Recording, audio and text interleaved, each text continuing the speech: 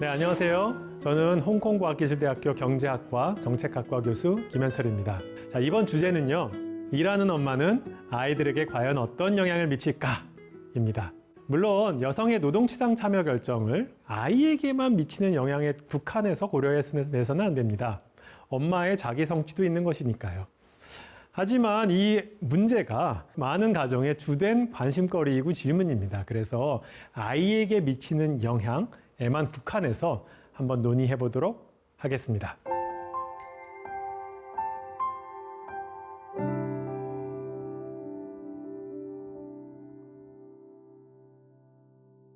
일하는 엄마가 아이에게 미치는 효과 측정은 쉽지는 않습니다. 그렇지만 이러한 프레임을 가지고 한번 생각해 보려고 합니다. 소득과 시간입니다. 일하는 엄마는 크게 소득과 시간의 측면을 통해서 자녀에게 영향을 줍니다. 이 두 채널이 상호작용을 통해서 자녀에게 영향을 주는 것입니다. 먼저 소득 효과입니다. 엄마가 돈을 벌어오니 가정의 수입이 늘어나겠죠. 이로 인해서 가정의 재정적 여유가 늘어나고 아이들에게 다양한 투자를 할 수 있을 것입니다. 이렇게 아이들에게 긍정적인 영향을 미칠 수가 있겠죠. 물론 엄마가 더 많은 돈을 번다면 벌수록 워킹맘의 긍정적인 효과도 커집니다. 그런데 소득은 한계 효용 체감의 법칙을 따릅니다. 무슨 말이냐 하면 아빠나 엄마의 소득이 100만 원인 상황이랑 1000만 원인 상황에서 엄마의 소득이 가지는 의미는 좀 다릅니다. 아빠가 100만 원을 벌었을 때 엄마의 소득은 상당히 큰 도움이 될 수 있지만 아빠가 1000만 원을 벌고 있는 상황에서는 엄마의 소득의 의미가 그렇게까지 크지 않을 수 있다는 것이죠. 두 번째는 시간 효과입니다. 엄마가 노동시장에 참여하면, 일을 하면 아이와 함께 보내는 시간이 줄어들기 마련입니다. 그런데 이로 인한 영향은 엄마의 육아 능력과 엄마가 부재 시에 아이가 하는 활동에 따라서 달라집니다. 엄마가 굉장히 아이와 양질의 시간을 보낼 수 있는 그 육아의 카파시티가, 육아 능력이 굉장히 높은 엄마는 그렇지 않은 엄마에 비해서 일을 했을 때 아이가 잃는 게 더 많은 겁니다. 그렇겠죠? 엄마가 일하는 동안 아이는 어린이집 같은 보육시설에서 보내거나 아니면은 조부모 혹은 돌보미, 육아 돌보미와 함께 시간을 보내게 됩니다. 그래서 어린이집의 질이나 조부모, 육아 돌보미가 어떤 분이냐에 따라서 굉장히 아이의 아웃컴이 달라질 수가 있습니다. 어린이집과 조부모, 돌보미들이 적극적인 도움이 있으면은 이런 부정적 영향을 최소화할 수 있는 것이죠. 마지막으로 아이의 특성입니다. 가령 아이가 발달장애가 있어서 적극적인 개입이 필요한 상황은 엄마 같은 주 양육자와 1대1로 보내는 양질의 시간이 굉장히 도움이 됩니다. 아무래도 이런 친구들은 다수와 함께 생활하는 그런 어린이집 공간이 쉽지 않을 수가 있기 때문입니다. 자, 그렇다면은 이런 워킹맘의 효과를 어떻게 측정해 볼 수가 있을까요? 단순히 일하는 엄마와 그렇지 않은 전업주부 자녀를 비교하면 될까요? 근데 사실 그렇지가 않습니다. 왜냐하면 일하는 엄마와 일하지 않는 엄마는, 전업주부 엄마는 직업 유무뿐만 아니라 다른 다양한 것들이 다릅니다. 성격도 다르고요. 성취도 차이도 다르고요.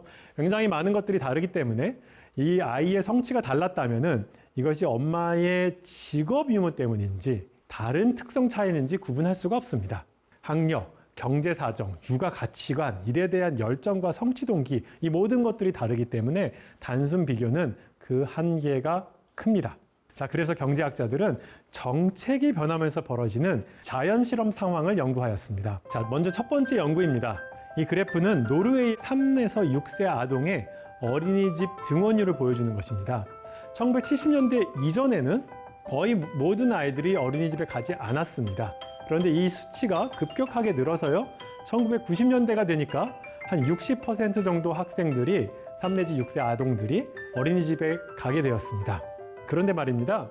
특정 주는 이러한 확충이 일찍 시작되었고 특정 주는 어린이집 확충이 늦게 되었습니다. 자, 그래서 어린이집 확충의 혜택을 본 지역이 있고 상대적으로 그렇지 않은 지역이 있었어요. 이 지역을 비교해 보았더니 혜택을 본 아이들의 교육 연한과 대학 진학률과 소득이 모두 다 상승하더라라는 사실을 밝혀냈습니다. 자, 그럼 어린이집 보내는 것이 더 나은가요? 지금 막 어린이집을 보내는 것이 좋다라고 성급한 결정을 하면 안 됩니다. 왜냐하면 다음 연구가 있습니다. 자, 2000년대 들으니까 60% 넘는 아이들이 어린이집에 가게 되니까 집에서 돌볼 수 있는 권리에 대한 의견이 대두됐습니다. 나는 집에서 키우고 싶은데 여기 어린이집을 공짜로 이렇게 해서 막 보여주니까 원하지 않아도 왠지 손해보는 것 같아서 이렇게 보내게 된다. 집에서 돌보면은 나도 그에 해당되는 돈은 달라라는 의견이 대두된 것이지요. 그래서 노르웨이에 1998년에 가정 양육 수당이 도입됩니다. 그러니까 만 3세 미만의 아이를 어린이집에 보내지 않는다면은 연간 900만 원, 약 월 75만 원을 현금으로 받게 됩니다. 그러니까 지금 60% 정도가 어린이집 가게 된 상황에서 집에서 아이를 기르면은 돈을 준다. 이렇게 되니까 어린이집 가는 비율이 줄어들겠죠. 그리고 이제 엄마나 아빠가 더 이상 일을 하지 않고 집으로 돌아올 텐데 아빠가 일할 확률은 변화가 없었고요. 사실 엄마의 노동시장 참여가 감소했습니다. 그러니까 일부 엄마들이 예전에는 내가 이 직장에서 일을 하고 아이를 유치원에 보냈지만 더 이상 그러지 않은 엄마들이 이제 생기게 된 거죠. 자, 이럴 때 누구의 효과를 봤냐 하면요. 이들의 형제 자매, 이 3세 미만 아이들은 시험이 없잖아요. 그래서 이렇게 운 좋게 우리 엄마가 3세 미만의 내 형제 자매들 때문에 집에 들어오셨지만 그때 마침 학교에 다니고 있는 이 형제 자매 7 내지 10세의 아이들에게 미치는 성적에 미치는 영향을 측정해 볼 수가 있었습니다. 이랬더니 엄마가 집에 왔더니 평균적으로 학점이 1.2 정도 늘어났더라라는 사실을 밝혔습니다. 독일도 비슷합니다. 독일도 굉장히 그 어린이집 확충이 막 되었었고요. 똑같은 논리로 가정 양육 수당이 도입되었습니다. 2006년도에 만 2세 미만에 월 한 20만 원에서 40만 원 정도에 해당되는 가정 양육 수당 제도가 도입되었죠. 마찬가지로 엄마의 노동시장 참여가 감소되었습니다. 아빠는 변화가 없었습니다. 그랬을 때 봤더니 아이들의 사회성 발달에 긍정적인 영향을 주었다. 특히 남학생에게 특별한 더 많은 효과가 있었다라고 밝혔습니다. 그런데 어떤 분들은 좀 의아함을 느끼실 겁니다. 아니, 첫 번째 연구에서는 어린이집 갔더니 좋아졌다면서요. 그런데 두 번째, 세 번째 연구에서 어린이집을 적게 보냈더니 그래도 좋아지더라? 조금 이상하다라고 생각하시는 분들이 있습니다. 이게 왜 그런 거냐 하면요. 처음에 어린이집을 크게 확충했을 때 60%까지 이제 가니까 평균적으로 이 60% 간 친구들은 물론 좋은 겁니다. 그런데 이 중에서는 어린이집 가는 게 더 좋은 친구들이 더 많지만 집에 있었을 때 더 좋았던 친구들도 존재하는 겁니다. 근데 이걸 다 합치니까 평균적으로는 좋아지더라. 이런 상황에서 가정 양육 수당이 도입되니까요. 아이를 돌보는 능력이 굉장히 뛰어난 엄마들, 특별히 의지가 뛰어난 엄마들이 아이들을 집으로 데리고 오기 시작한 거죠. 그러니까 예전에 약간 손해를 볼 수 있었던 친구들이 요런 친구들만 집에 또 오게 된 겁니다. 그래서 이렇게 어린이집이 확충되었을 때도 평균적으로는 좋아지지만 여기서 손해봤던 그런 친구들이 집으로 돌아올 수 있는 것이 가정 양육 수당이었다. 이렇게 말씀드릴 수가 있겠습니다. 자, 우리나라도 비슷한 변화가 있었습니다. 우리나라는 2000년대 이후에 어린이집과 유치원이 급격하게 확충되었습니다. 그림이요. 우리나라 어린이집에 지원한 영유아 수의 수치입니다. 어마어마하게 많이 늘었죠. 아이들이 굉장히 많이 줄었음에도 불구하고 이 수치가 굉장히 많이 늘었습니다. 현재 어린이집 취원 비율은 2019년 기준으로 해서 0세는 20%, 1세, 2세가 각각 81%, 91%입니다. 이게 어느 정도냐 하면요. 거의 모든 아이들이 어린이집에 다니고 있는 거죠. 사실 이 정도 수치는요. 아까 노르웨이의 60% 수준에 비교했을 때 굉장히 높은 편이고요. 사실상 시설로 아이들을 내모으는 수준의 형국입니다. 근데 이게 이렇게까지 높은 이유는요. 보조금 디자인이 잘못되어 있기 때문입니다.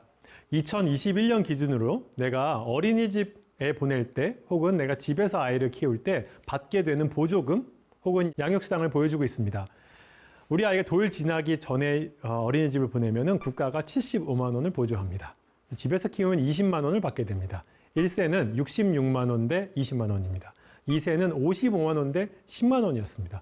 그러니까 내가 어린이집에 보내지 않으면 굉장한 손해를 보는 것 같은 느낌이 드는 겁니다. 가뜩이나 애 키우는데도 힘든데 억울하게 손해를 보면서 애를 안 보낼 이유가 없다고 느끼는 것이죠. 그래서 1세와 2세 아이들의 어린이집 지원 비율이 무려 90% 가까이 된 것입니다. 자, 이런 문제들이 계속 지적되어서 2023년 최근에 좀 개선이 있었습니다. 0세 미만 아이를 어린이집에 보내게 되면 51만 원을 보조하고 동시에 19만 원을 줍니다.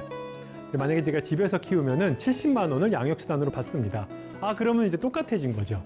그런데 1세 같은 경우에는 45만 원 대 35만 원, 2세인 경우에는 37만 원 대 10만 원입니다. 여전히 1세와 2세에서 집에서 키우면 약간 손해보는 느낌이 있는 것이지요. 저는 이것은 2023년의 개편이 제대로 된 방향이지만 여전히 좀 부족하다라는 생각이 들고요. 집에서 키우나 어린이집을 보내나 받게 되는 돈이 달라야 할 이유를 잘 모르겠습니다. 부모가 원한다면은 아이를 집에서 돌볼 수 있도록 또 도와줘야 됩니다. 또 그렇지 않고 부모가 일을 해야 된다면은 일을 할 수 있는 선택을 적극적으로 도와주고 그때 그 아이가 최적의 돌봄을 받을 수 있도록 해야 됩니다. 결국 모든 가정 구성원이 노동시장 참여와 돌봄 방식을 자유롭게 선택할 수 있을 때 그때 사회가 발전하는 것이고 아이들의 성취도 극대화되는 것입니다.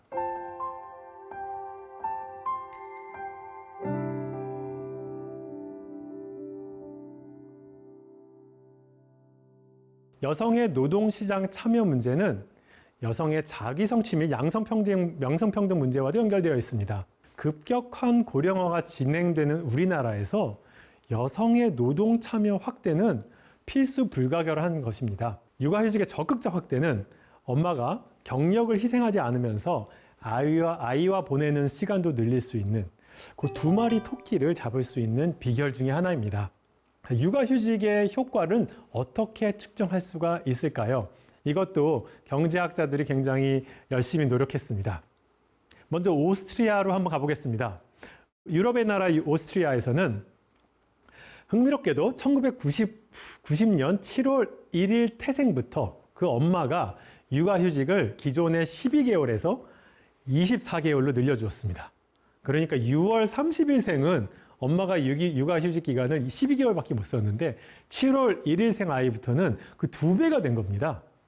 그래서 우리가 6월 30일생, 6월 달에 태어난 아이와 7월 달에 태어난 아이가 어떻게 달라지는지 볼 수가 있습니다. 왜냐하면 7월 1일생부터는 엄마가 육아휴직 기간을 훨씬 길게 사용했기 때문이었죠. 해당 아이가 15세 됐을 때 그 피사 점수, 그러니까 국제 학업 성취도 평가 점수를 추적해 보았습니다. 그랬더니 남자아이들의 성적이 향상된 것을 볼 수가 있었습니다. 여자아이들은 성적이 변화가 없었습니다. 노르웨이도 비슷한 일이 했습니다. 1977년 7월 1일생부터 육아휴직이 4개월이 늘었습니다. 7월 1일생과 6월 30일생을 비교하는 방식입니다. 이렇게 혜택을 받은 아이들이 고등학교 중퇴율이 한 2% 정도 감소하고 30세 됐을 때 소득이 한 5% 정도 증가되었음을 밝혔습니다. 미국은 OECD 국가 가운데서 육아휴직 기간이 가장 짧습니다. 유급 육아휴직 기간이 6주에 불과하죠. 저희 집 첫 아이는 제가 미국 대학에 재직했을 당시에 태어났습니다. 그래서 아내도 6주 만에 직장에 복귀할 수밖에 없었습니다. 잠시 한국에서 부모님이 오셔서 육아를 도와주셨지만 생후 5개월 때부터는 어린이집에 온종일 맡길 수밖에 없었습니다. 저희 아이가 좀 예민한 편이어서 어린이집을 굉장히 끝까지 힘들어했습니다.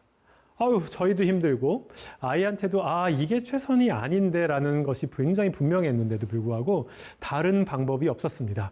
이때 기억은 우리 가족의 모두에게 상처로 남았죠. 그래서 둘째가 생긴 다음에 둘째가 임신했을 때 저희가 미국에선 더 이상 애를 키울 수 없다. 그래서 홍콩으로 이직하게 된 중요한 이유가 바로 이것이었습니다. 우리나라의 유급 육아휴직은 현재 임신 중이거나 만 8세 이하 자녀가 있을 경우에 엄마와 아빠가 각각 1년씩 사용할 수 있습니다. 동시에 함께 쓸 수도 있습니다. 이거는 비교적 관대한 편입니다. 하지만 아직 회사 분위기상 이걸 육아휴직을 사용하지 못하는 경우도 굉장히 많지요. 설사 무급이라 할지라도 육아휴직 기간을 길게 쓸 수 있다면 분명히 아이에게 도움이 될 수 있을 것입니다.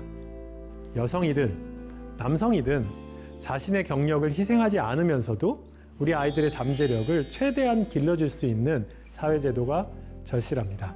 오늘 제 강의 여기까지입니다. 감사합니다.